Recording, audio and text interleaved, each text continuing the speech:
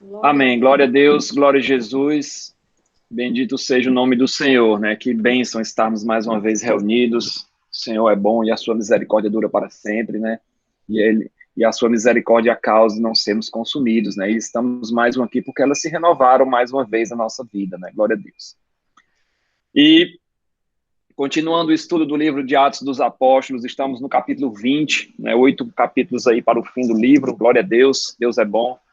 E nós estamos aqui no versículo 13, né? Nós começamos ali no último estudo, começamos o capítulo 20, nós vimos ali que Paulo, ele visita toda a Macedônia, visita também a Acaia, e quando ele estava para partir, para voltar para Antioquia, uma conspiração dos judeus, né, contra a sua vida, não sabemos de que se tratava essa conspiração, se pretendiam matar Paulo em terra, se pretendiam matá-lo quando ele embarcasse para Antioquia, ou jogá-lo ao mar, algo do tipo, mas aprove a Deus que revelou a Paulo tudo que iria acontecer, né? E Paulo teve que mudar os seus planos, teve que não voltar pelo barco direto de Corinto, mas ele voltou por terra, atravessando novamente toda a Macedônia, e ele iria pegar o barco a partir da cidade de Troade, né? Iria passar por ainda algumas cidades, e a partir do versículo 13, que é o início do estudo de hoje, nós iremos ver o percurso que eles fizeram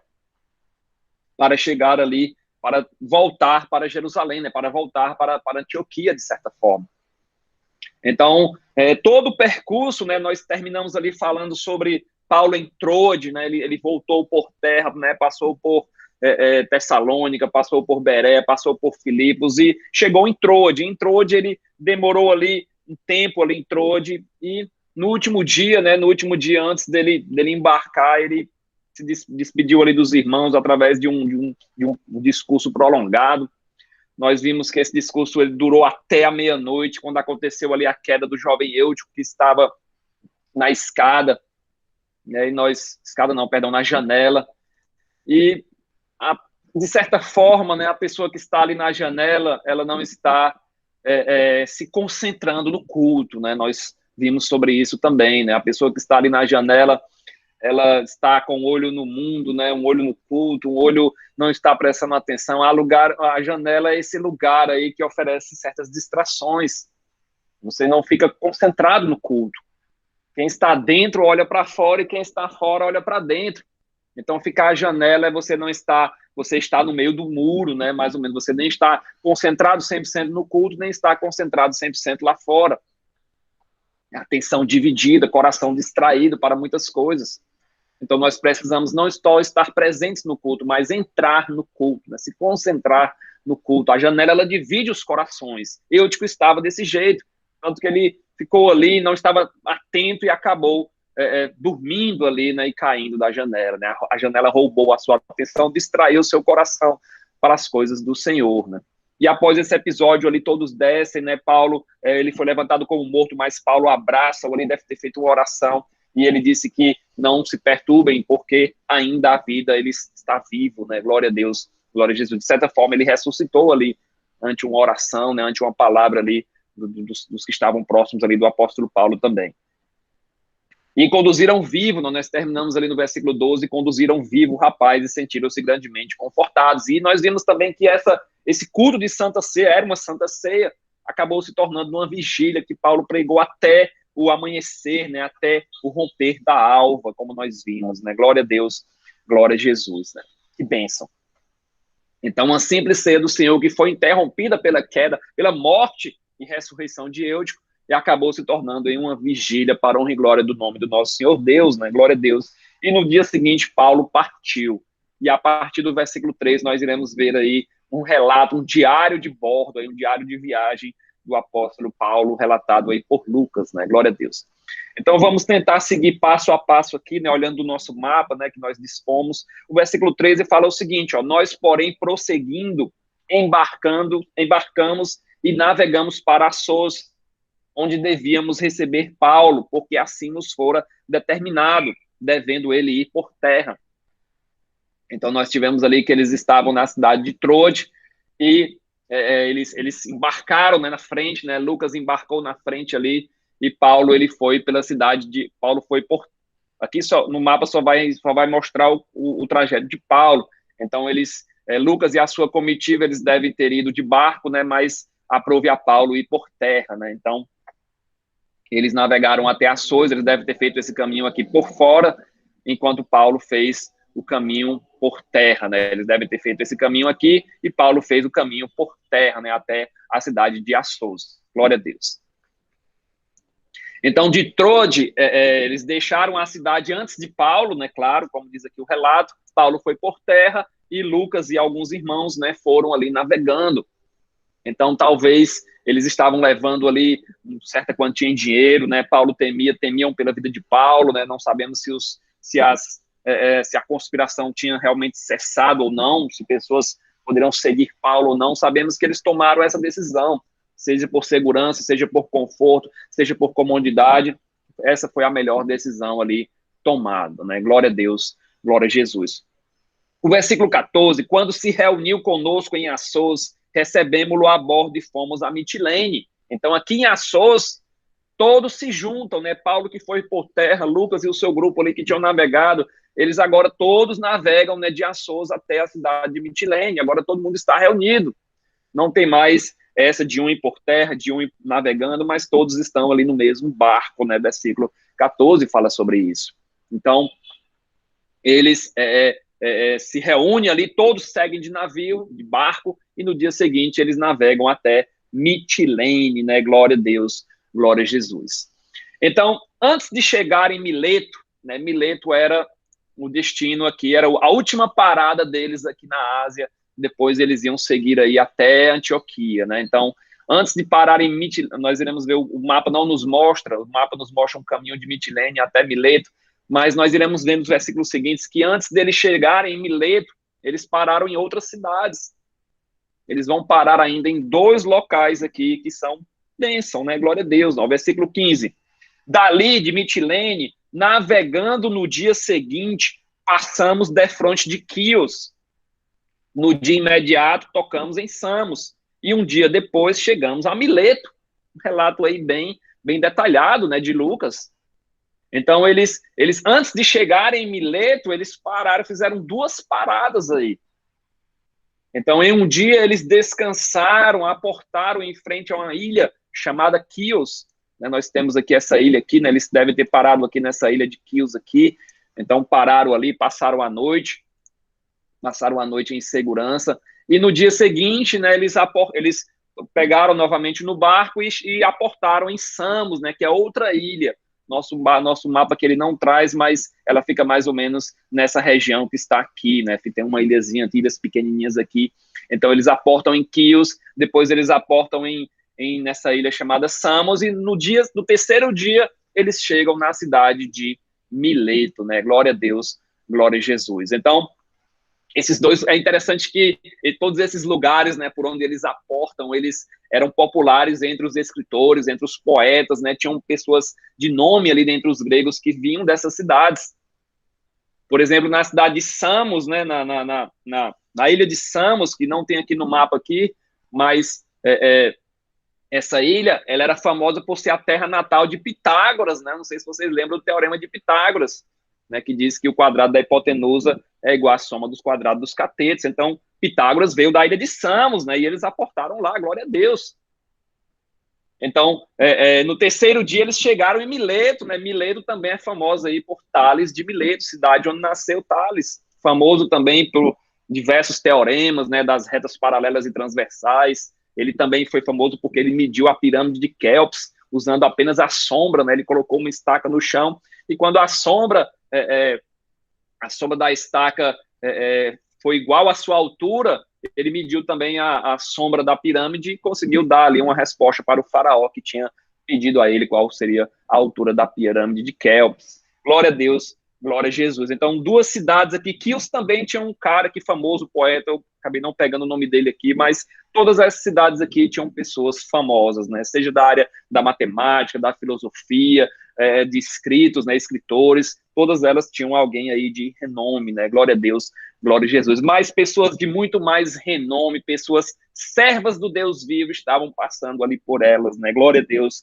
glória a Jesus, Paulo, Lucas, né, talvez Timóteo, outros aqui que nós vimos também, né, no versículo 4, né, Sópatro, Aristarco, Secundo, Gaio, Timóteo, Tíquico e Trófimo, né, servos do Deus vivo, muitos maiores do que esses filósofos, né, do que esses que servem a deuses estranhos aí, né? Glória a Deus, glória a Jesus. Então, interessante porque Lucas ele traz esse relato bem detalhado no versículo 15, né? Nós sabemos onde eles aportaram, né? Sabemos de onde eles partiram, e era necessário fazer essas pausas.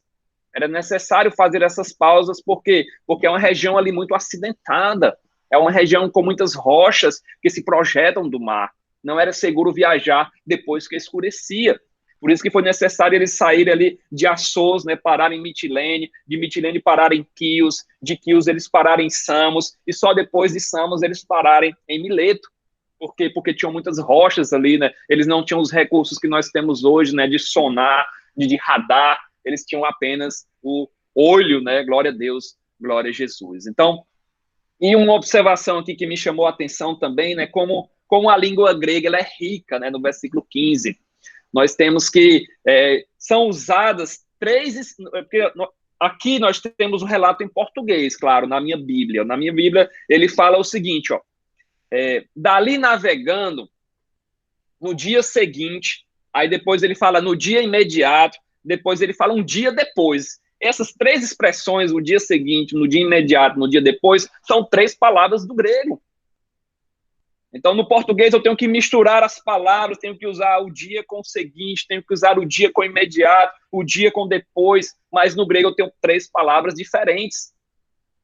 É um exemplo típico da variedade de expressões, de palavras na língua grega, né? Usadas para transmitir a mesma ideia. Eu tenho três palavras, né? Glória a Deus, glória a Jesus. Então, eles chegam ali em Mileto e um detalhe aqui que nos chama a atenção é que eles passam direto pela cidade de Éfeso, né? Paulo não para ali pela cidade, não para na cidade de Éfeso. Eles passam direto, né? Paulo tinha determinado assim. Se a última despedida lá em Troade durou a noite inteira, se eles parassem novamente em Éfeso que da última vez Paulo tinha passado 3 anos lá, se eles parassem em Éfeso, eles não sairiam tão cedo, né? Então, Paulo tinha muitos amigos ali, os amigos iam pedir que Paulo ficasse um pouco mais, né? E era sempre difícil Paulo negar um pedido desse, né? Paulo com aquele seu sentimento pastoril, com aquele ele era um pastor, né? Antes de ser um missionário ali, um pregador da palavra, ele era um pastor, ele gostava de cuidar das ovelhas, gostava de confirmar a fé dos irmãos, gostava de saber se estava tudo bem. Então, se Paulo parasse ali, ele não sairia tão cedo de Éfeso. Então, Paulo ele vai se apressar. Nós iremos ver no versículo seguinte, o versículo 16, que o desejo dele era estar em Jerusalém antes do dia de Pentecostes, ó. Porque Paulo havia determinado não aportar em Éfeso, não querendo demorar-se na Ásia, porquanto se apressava com o intuito de passar o dia do Pentecostes em Jerusalém, caso lhe fosse possível. Então, Paulo tem esse desejo ali no seu coração. Lembrando que o Pentecostes ele era 50 dias depois da Páscoa. Eles já tinham passado ali a festa dos pães asmos em Filipos, né? Eles tinham menos de 50 dias ali, né? Eu creio que eu trouxe aqui uma contagem de dias, faltavam 30, 35 dias mais ou menos. Daqui a pouco a gente chega lá, né? Glória a Deus.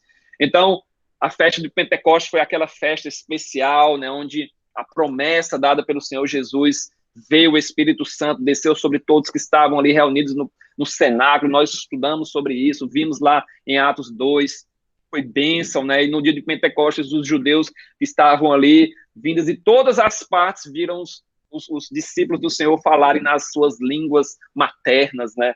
Foi uma bênção, né? Glória a Deus, glória a Jesus. E Paulo talvez tivesse em mente aí que no dia do Pentecostes, a cidade de Jerusalém ia estar apinhada de gente. Seria uma grande oportunidade de pregar sobre Jesus Cristo. Já fazia 4 ou 5 anos que Paulo havia estado em Jerusalém. Agora Paulo queria ir lá apresentar a igreja, né, apresentar todo o trabalho que havia sido feito ali na região da Ásia, na região da Macedônia, da Grécia.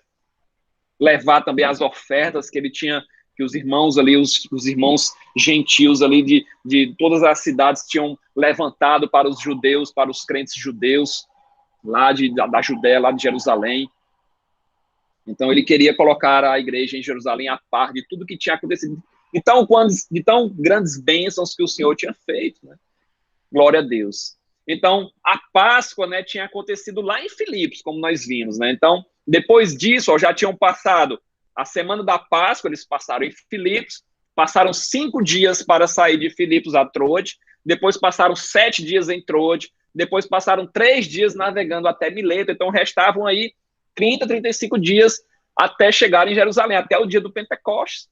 Paulo queria chegar antes, né? Queria passar o dia lá de Pentecostes. Que bênção, né? Então, Paulo, ele passa por Éfeso e para na cidade de Mileto.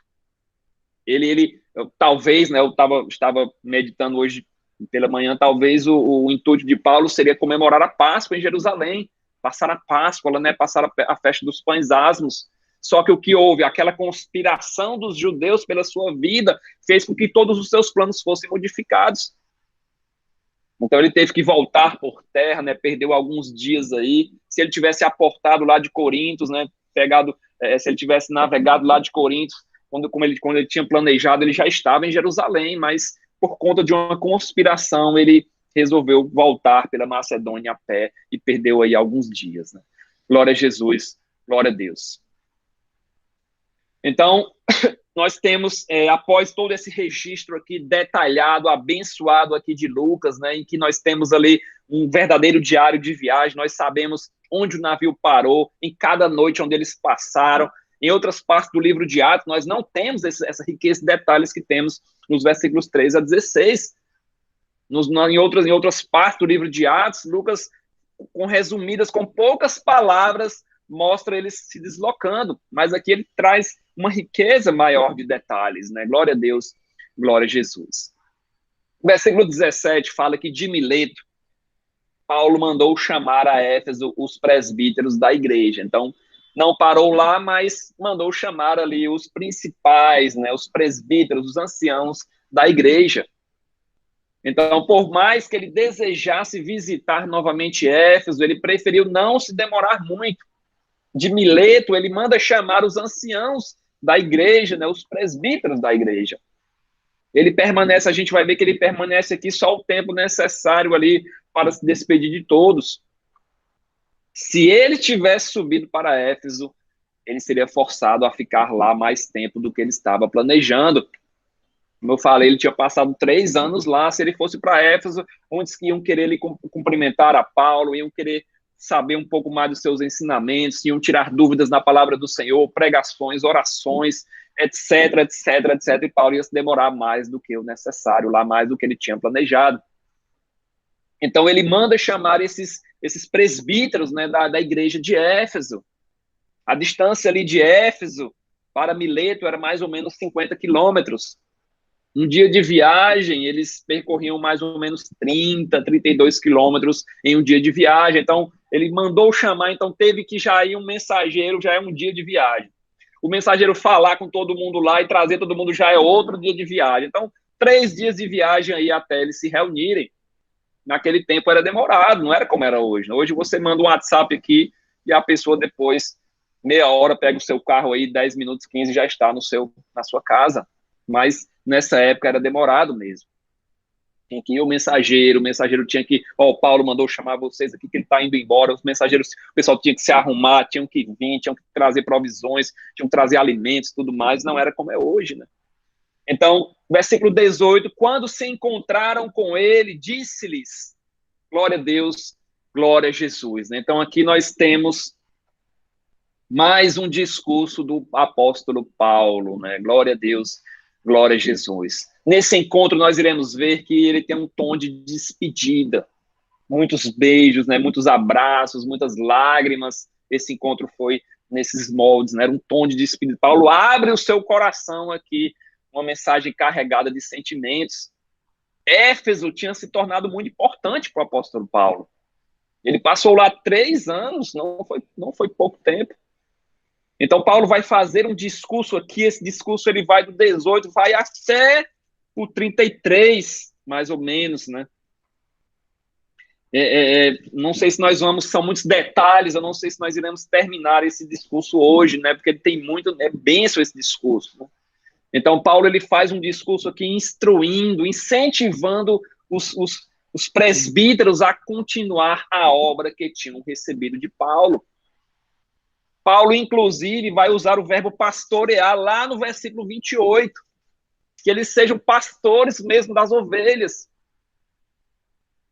Entre todos os discursos registrados no livro de Atos, este é o único dirigido a um público cristão. Todos os outros, seja de Pedro, seja de Estevão, seja do próprio apóstolo Paulo, foram sermões evangelísticos, foram pregados para judeus, para gentios que estavam ali ouvindo. Eram discursos de defesa ali do evangelho, de pregação sobre Jesus Cristo. Tiveram os discursos também de defesa perante o Sinédrio. Ainda vão ter discursos aqui de Paulo se defendendo ali perante as autoridades judaicas, perante autoridades romanas. Mas esse em particular, Paulo fala para judeu, para crentes, né, para a igreja do Senhor. Então, Paulo vai falar da importância deles perseverarem com a doutrina pura, né, sem mistura, sem falsa doutrina, né, sem falsos profetas, sem heresias. Porque Éfeso tinha essa importância estratégica, era uma cidade ali bem localizada geograficamente. Nós estudamos, né, no capítulo 19 que Paulo chegou ali, só tinham 12 homens. E a igreja cresceu de tal forma que toda a região foi alcançada ali pelo evangelho. Não sabemos se todos se converteram, eu creio que não, mas muitos se converteram. Então, Paulo tem por conta desse crescimento, né, Paulo tem esse amor por Éfeso, e ele tenta ali, de certa forma, passar para os irmãos essa importância que tem a cidade de Éfeso, na cidade ali de Éfeso, a sua importância ali estratégica, uma cidade ali que foi líder do cristianismo na região, na Ásia Menor. Glória a Deus. Então, nós notamos esse tom de despedida aqui nessa carta de Paulo, né? Paulo, ele tem um cara que ele é bênção, Warren Wiersbe, os estudos dele são muito bons. Ele diz que essa carta de Paulo, ela tem uns 3 partes, e eu gostei dessa divisão que ele fez. Ele divide em passado, presente e futuro. Esse Warren Wiersbe, ele divide esse discurso de Paulo em passado, presente e futuro. Dos versículos 18 ao 21, Paulo vai relembrar o passado. Ele enfatiza sua fidelidade ao Senhor e à igreja, né? Ele foi fiel ao Senhor, foi fiel à igreja, quando ele ministrou ali durante 3 anos. A gente vai já começar a ler aqui. No versículos 22 ao 27, Paulo vai falar do presente, que ele tem medo não, mas que ele sabe que em Jerusalém vai acontecer, mas ele coloca tudo nas mãos do Senhor. Ele sabe que ele vai ser preso, ele sabe que aflições vão alcançá-lo em Jerusalém.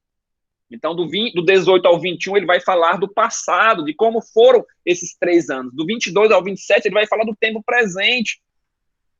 E do 28 ao 35, ele vai advertir a igreja sobre o futuro, sobre os perigos, né, que a igreja mas que iria enfrentar. Então, gostei muito dessa divisão aqui e me baseei nela, né? Glória a Deus, glória a Jesus. Então, nessa carta de Paulo, ele vai falar termos ali que ele ensina nas suas epístolas. Ele vai falar sobre a graça de Deus, vai falar sobre o reino de Deus, vai falar sobre o propósito de Deus, vai falar sobre o sangue de Jesus Cristo remidor, o sangue remidor de Jesus, vai falar sobre arrependimento, sobre fé, sobre a igreja do Senhor, sobre a edificação da igreja do Senhor, sobre a inevitabilidade do sofrimento, sobre o perigo de falsos mestres e falsos ensinos, sobre a carreira cristã, e sobre a nossa herança final, lá no 32. É bênção essa carta. Então, vamos iniciar aqui, né? Versículo 18, Paulo vai falar do passado, como eu falei para vocês.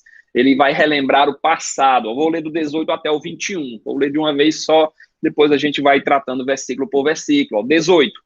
E quando se encontraram com ele, disse-lhes: vós bem sabeis como foi que me conduzi entre vós em todo o tempo, desde o primeiro dia em que entrei na Ásia, servindo ao Senhor com toda a humildade, com lágrimas e com provações que pelas ciladas dos judeus me sobrevieram, jamais deixando de vos anunciar coisa alguma proveitosa e de vô-la ensinar publicamente e também de casa em casa, testificando tanto a judeus como a gregos o arrependimento para com Deus e a fé em nosso Senhor Jesus Cristo.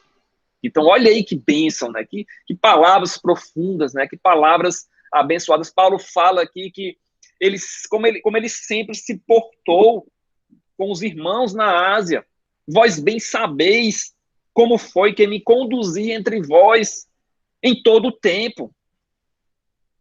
Então, a forma como ele se porta como ministro do Evangelho é como se os irmãos tivessem que seguir esse modelo, sigam esse modelo, me imitem. Então, ele instrui os filipenses, por exemplo, sobre isso depois. Filipenses 4:9, o que também aprendeste, recebeste, ouviste, e viste em mim, isso fazei. E o Deus de paz seja convosco. É a mesma coisa aqui.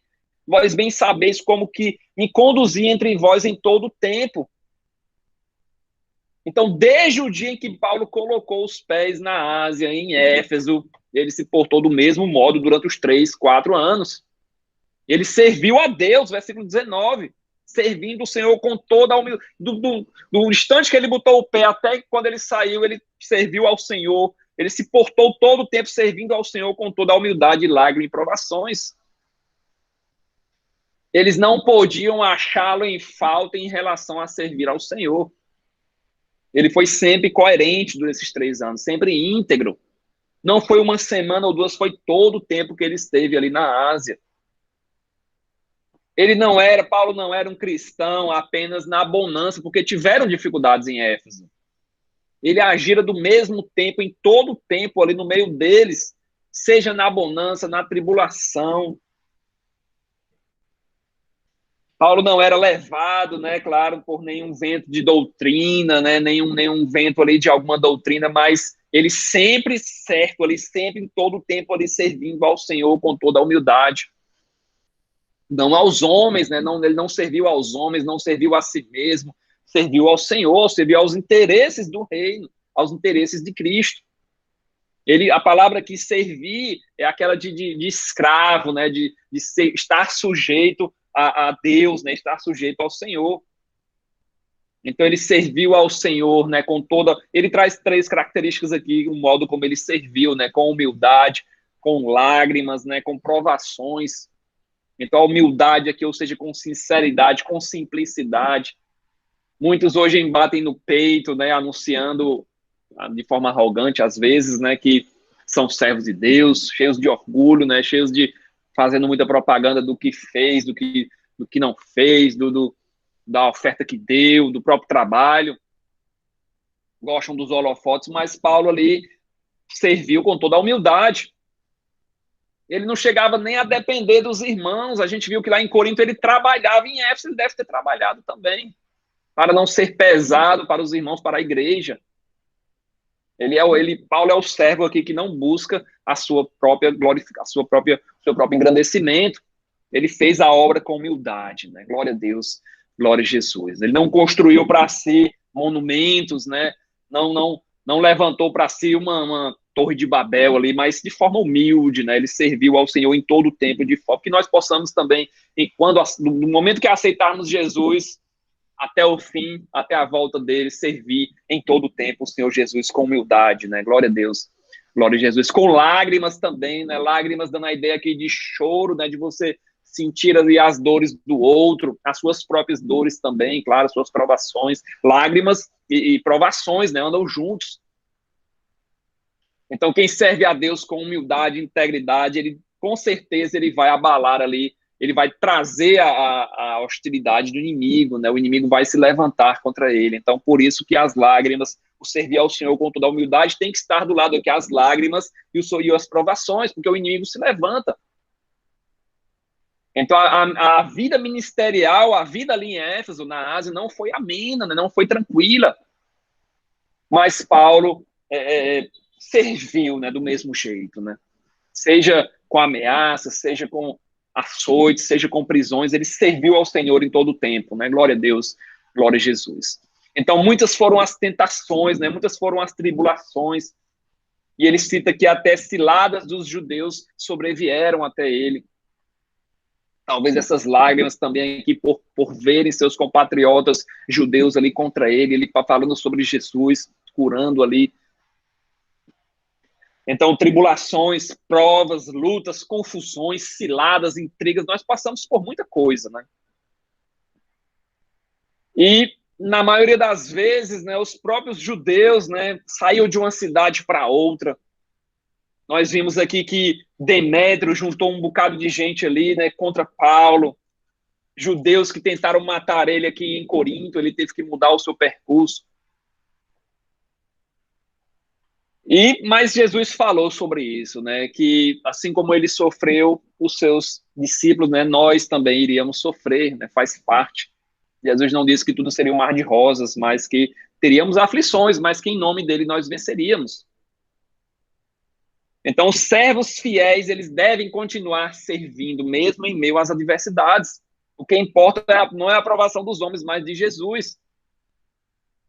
Tem um trecho aqui de Paulo que ilustra bem o que ele passou ali, não só do em Éfeso, mas em todas as viagens, todas essas 3 viagens que ele fez, né? Segunda carta aos Coríntios, 11, 24 ao 28. 5 vezes recebi dos judeus uma quarentena de açoites, menos um. Fui 3 vezes fustigado com varas, 1 vez apedrejado, em naufrágio 3 vezes, 1 noite e 1 dia passei na voragem do mar, em jornadas muitas vezes, em perigos de rios, em perigo de salteadores, em perigos entre os patrícios, né, entre os gentios, em perigo entre os da cidade, em perigos do deserto, no mar, em perigos entre os falsos irmãos, em trabalhos, fadigas, em vigílias muitas vezes, fome, sede, em jejuns muitas vezes, frio e nudez, além das coisas exteriores, né? Ele fala que todas as coisas da carne, né? Frio, nudez, perseguição, varas. Aí ele fala, ó, além dessas coisas exteriores, há o que pesa sobre mim diariamente, a preocupação com todas as igrejas. Então, além de sofrer fisicamente, ele sofria mentalmente, psicologicamente, com cuidado ali, né? Preocupado com as igrejas. Ele era atacado de dentro e de fora, né? Sofrimento físico e o sofrimento psicológico, né? Cuidado, a preocupação, será que a igreja está dando certo ali? Eu deixei os irmãos ali, será que aquele irmão, o Espírito Santo escolheu ele, então tá bem. Então, cuidado ali do rebanho, né? Das ovelhas do Senhor. Então, que seriedade, né? Pois é, irmã, é isso mesmo. A gente ainda reclama, às vezes está numa igreja ali, todo conforto, né? Você vai evangelizar num dia, no horário marcado, tem irmão que ainda não quer ir, com toda a proteção, né, com água mineral aqui para você tomar e tudo mais, mas é isso mesmo, né, Deus sabe tudo, né, glória a Deus. Então, seriedade aqui do trabalho dele, né, serviu ao Senhor com toda a humildade, lágrimas e provações, não só na bonança, mas em todo o tempo, se manteve fiel diante de todas as dificuldades, e ele só conseguiu suportar, claro, não pelas suas próprias forças, né, mas pela graça de Deus e pelo poder do Espírito Santo que estava com ele.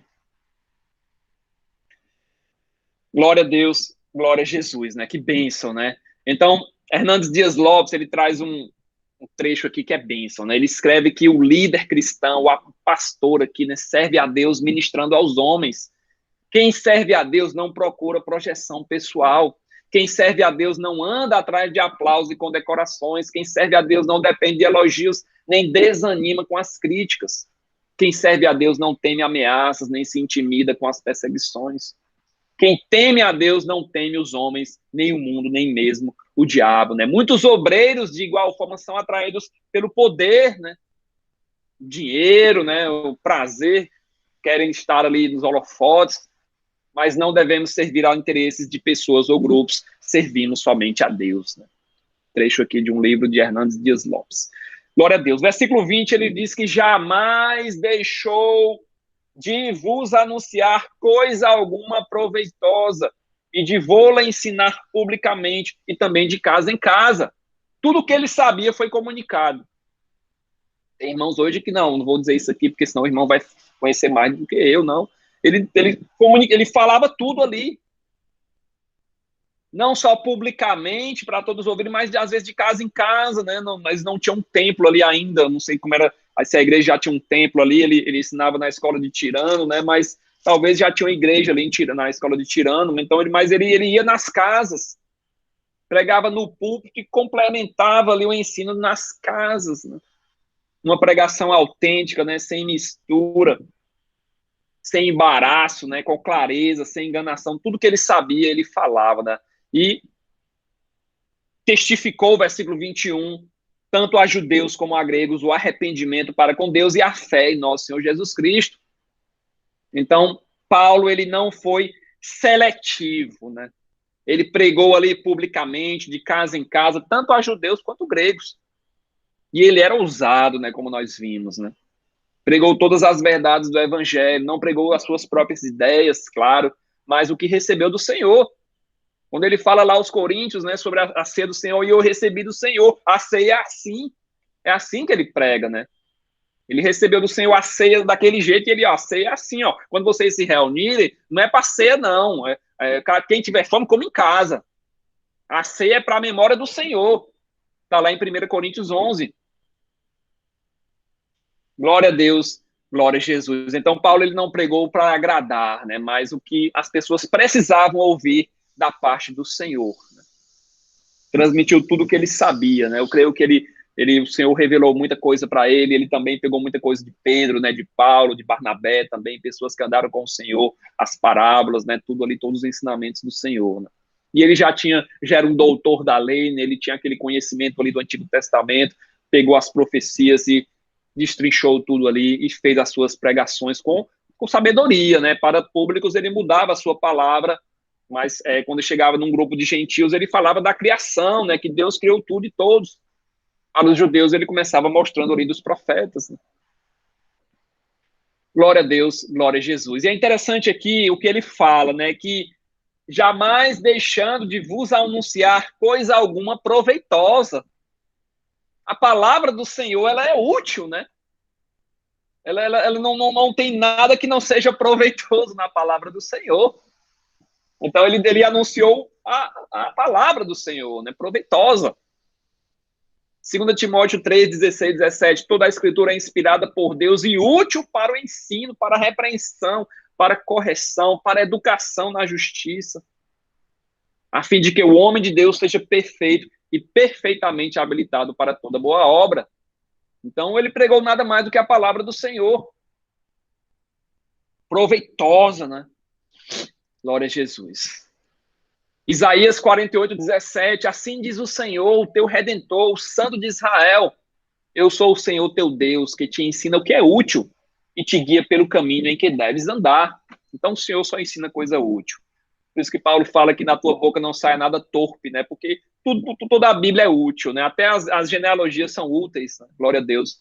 Glória a Jesus. Pessoas que não gostam de ler números, não gostam de ler genealogias, mas elas são úteis, né? A palavra do Senhor é toda útil, é toda proveitosa, né?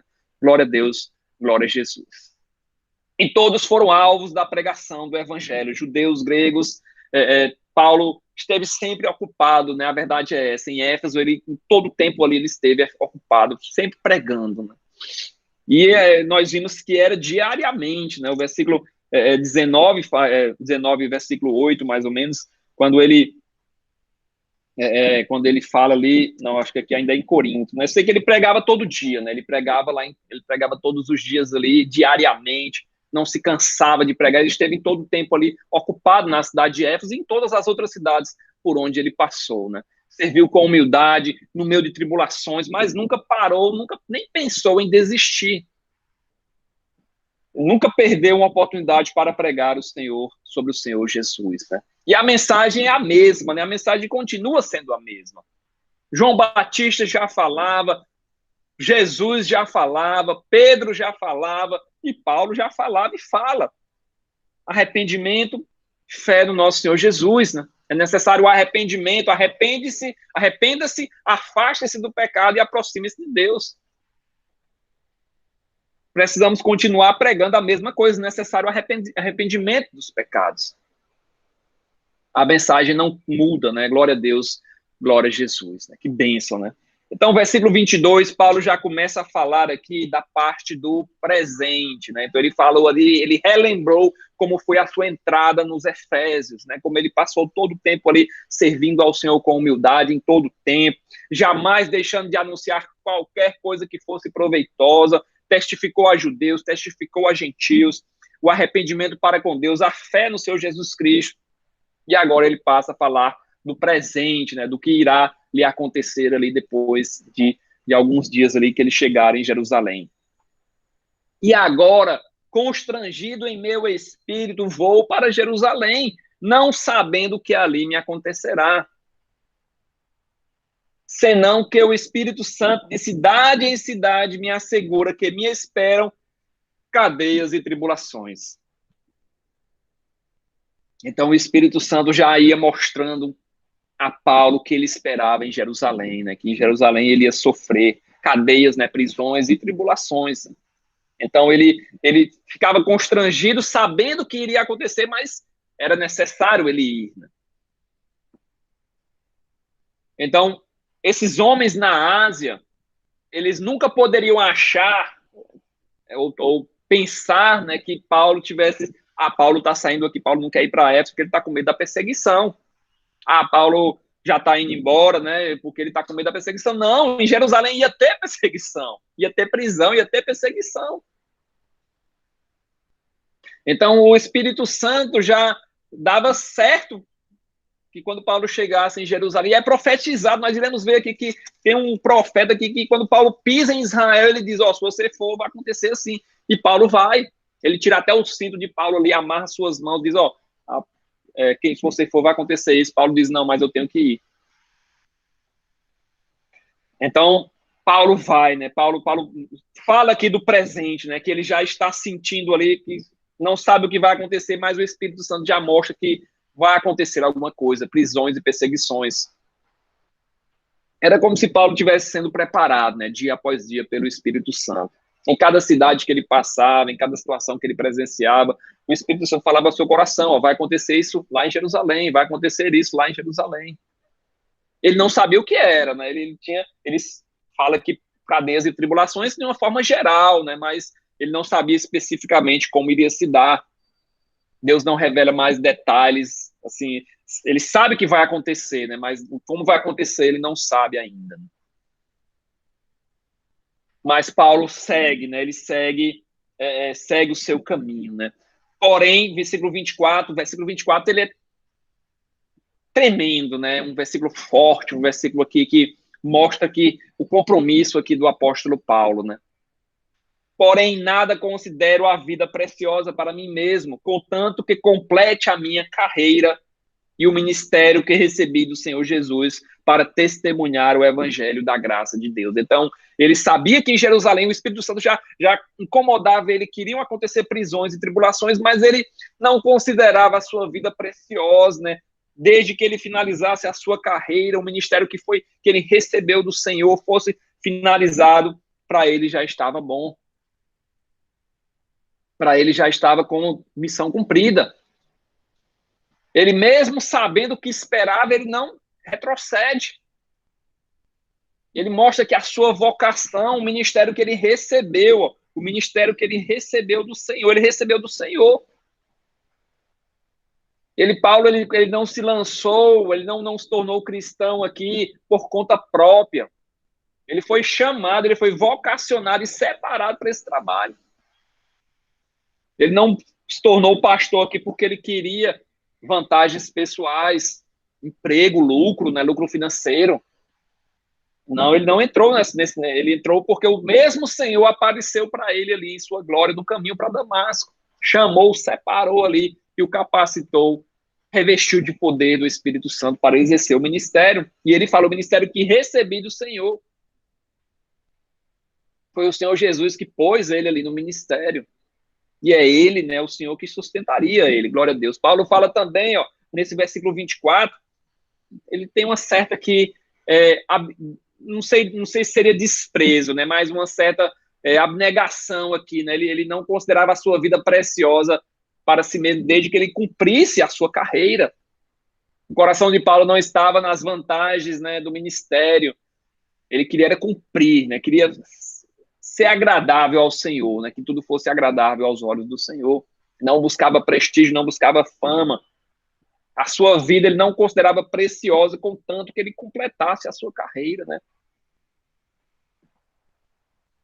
Que bênção, né? Então ele estava disposto a sofrer tudo, como nós vimos, né? Prisões, ataques, apedrejamentos. E a grande paixão dele era testemunhar o evangelho, né? Essa era a paixão do apóstolo Paulo, né? Testemunhar o evangelho da graça do Senhor. Ele sabia que o evangelho é o poder de Deus para a salvação de todo aquele que crê. A justiça do Senhor, né, se revela no evangelho. Nós não poderíamos ser justos diante do Senhor, mas em Cristo nós somos feitos justiça de Deus, né? Deus nos torna justos. A mensagem do evangelho, né, é a única coisa que salva, né? E Paulo ele não considerava a sua vida preciosa, contanto que ele cumprisse, né, o seu evangelho, a sua carreira, testemunhando o evangelho da graça de Deus, né? Então ele não cessou nenhum momento, né? E então ele estava sentindo o que ia acontecer, mas ele considerava a sua vida como nada, né? Aos olhos naturais, a nossa vida é preciosa, né? Mas aos olhos da fé, Paulo considerava a sua vida desprezível. Ele tinha total desapego à sua vida, à sua duração, ao seu bem-estar, contanto que ele finalizasse a sua carreira ao ministério que ele recebeu. Que ele cumprisse com alegria, né? Glória a Deus, glória a Jesus. E ele sente aqui no versículo 25, né? Nós vamos finalizar no 25. Ele sente ali que agora sei que todos vós, em cujo meio passei pregando o reino, não vereis mais o meu rosto. Então ele já sentia ali que ele não ia ver mais aqueles homens, né? Aquelas pessoas que estavam ali com ele, aqueles presbíteros. Talvez esses presbíteros aqui sejam aqueles 12, né, que Paulo pregou lá no início, lá na cidade de Éfeso. Então, e ele já sentia que ele não ia mais ver. Ele demonstra um desejo de passar por Éfeso, mas era difícil, porque agora ele estava preso em Roma, né? Então ele não passa mais por Éfeso, né? Então Paulo, um tom de despedida, né? Um tom melancólico. Esse é o tom da carta, né, que nós começamos a estudar aqui, né? Paulo falando do passado, como ele se apresentou perante os Efésios, o que iria, né, o presente, o que esperava por ele lá em Jerusalém. E ele fala que, no versículo 24, que contanto que a vida dele não era preciosa, né? Romanos 8:35, né? Romanos 8:35 fala o seguinte, deixa eu achar aqui para vocês. Romanos 8:35.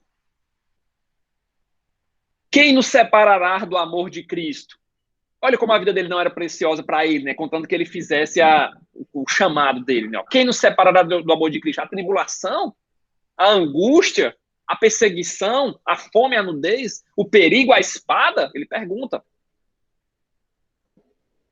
Então ele fala que em todas essas coisas nós somos mais do que vencedores por aquele que nos amou.